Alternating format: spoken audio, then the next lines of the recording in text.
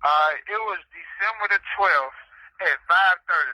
I was in dorms in the 700 getting my hair cut when we heard crackling coming from the ceiling.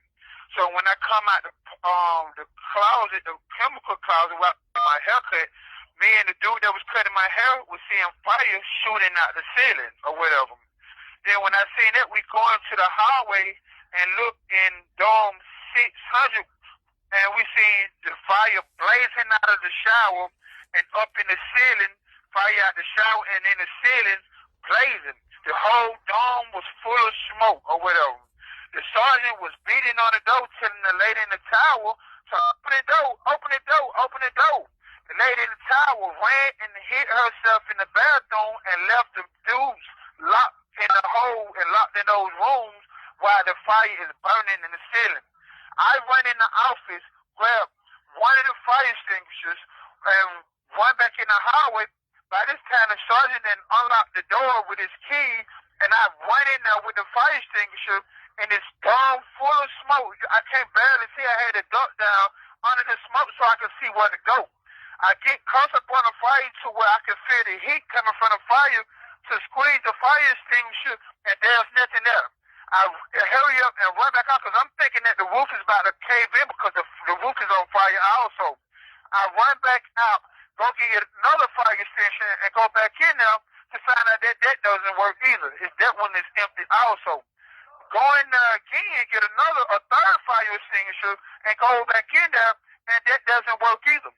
At this time, when I come back out, I'm lost. By this time, the officers come on the floor and push us into the gym, make us get in the gym, and took us to the other side. When we get to the other side of the gym, I start complaining that I can't breathe because it was difficult for me to breathe, and I was kind of like panicking. So the officer like, nah, just get out the red zone, just kept just blowing us out, blowing me off, and I ended up falling out. When I ended up falling out, the dudes in the dorm said they started beating on the women and on the door, telling the officer, call medical, he need medical, he just fell out, he need medical.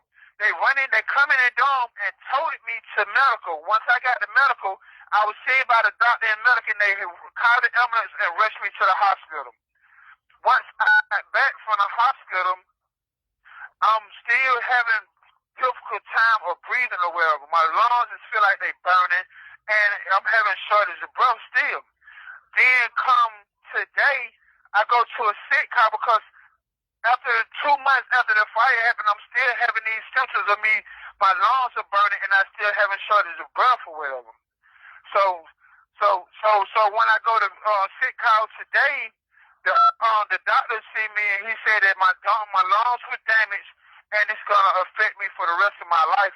And he was telling me to get my family involved because I put my life on the line to save people's life when the house just froze up and didn't do anything to try to save the dudes that was locked in their dorm.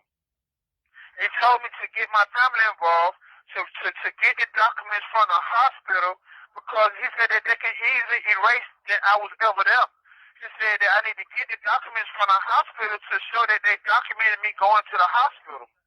Then when they had sent some investigators down here to talk to the people about the fire, so I seen that they was calling different individuals out the dorm to go talk to investigators. So I told the lady, like, can I talk to them? I was the one that ran in that dorm to try to save those guys' life.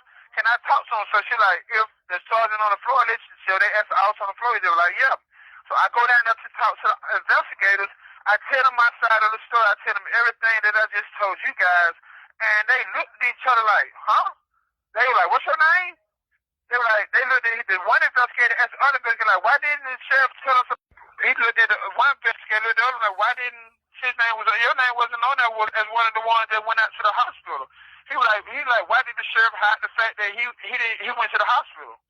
You know what I'm saying? Like, so they were like, I don't know. You know what I mean? So then come today, I went and seen the doctor, and the doctor told me that I had lung damage and that it's going to affect me for the rest of my life. So he prescribed this different medication. I can't remember what medication it was. Prescribed medication for me for my lungs and gave me signed me up for an asthma pump. And he basically told me that I need to be compensated because I put my life. Okay, cool. Let me know when you're ready. You ready? So the sheriff, we see on the news where the sheriff was in front of the hospital and blatantly lied on the news and said the officers did their job and the fire extinguishers worked it and everything worked.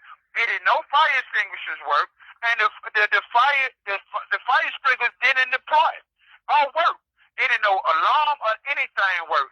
If those mechanisms would have worked, that means that it would have put the fire out. That means that I would have got wet because I went in that dorm with fire extinguishers that was empty. Not once, but 3 times.